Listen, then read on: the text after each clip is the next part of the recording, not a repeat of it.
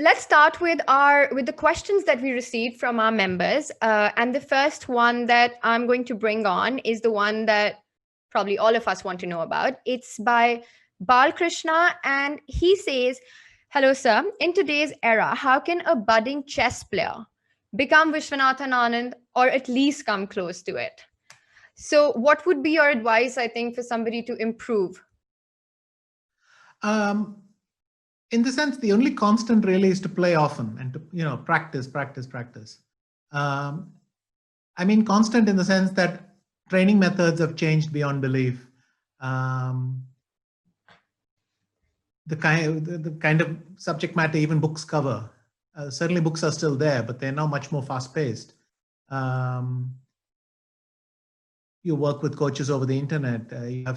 There's so much video material so training methods have changed, but the one constant is you won't learn anything unless you try it out. Whatever you're learning, you try it out on the board. So that's still and probably in the future as well, that's the only thing that will really guarantee any sort of improvement.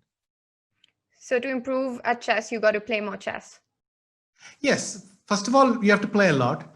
But second, even if you learn something, you learn it better when you apply it a few times. So, you learn something and then you try to get it at the board, and you'll see that all sorts of doubts emerge. I mean, you may have the broad idea, but you'll wonder about the move order, things like that.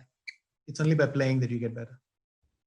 And I want to take this a little forward with you again, because it's something interesting that you said about playing. Now, to become one of the best in the world, but also to become a really strong player, of course, there is preparation, there's hard work, and over the board factors.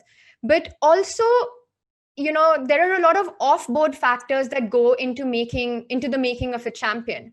And I'm sure it was the case with you as well. If you had to point out that one overreaching factor that has contributed the most to your career, what would that be?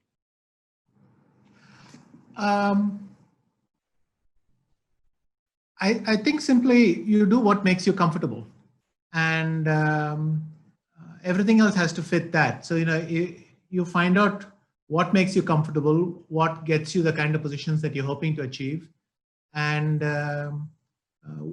at what pace do you learn best. There is nothing to say that the long sessions that I had are the ideal way. For each person, this will vary. So, you pretty much have to find what works for you. To give you an example, I tried to find an environment that suited me very well, where I could focus on the game. But I always say, someone like Kochner, he could do the exact opposite and it worked for him. So you really have to find what works for you and stick to that. And is there a certain personality trait as well, which you feel is extremely important to inculcate? Maybe people are not born with it, but to inculcate to really be able to go forward in chess? I would say there are characteristics that you can learn from others. You see someone either playing well or defending a tough position or whatever it is they do. There will be lessons that you can learn and apply, but it has to be consistent with your personality, your mood, and how you do things. You can't do it the way someone else does. You'll have to find your own way of applying it. But of course, the chess principles are the same.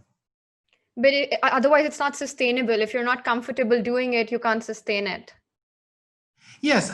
In someone else's skin, you'll eventually tire. And that's a strong feeling that I've had. We see it in the collection of players we have.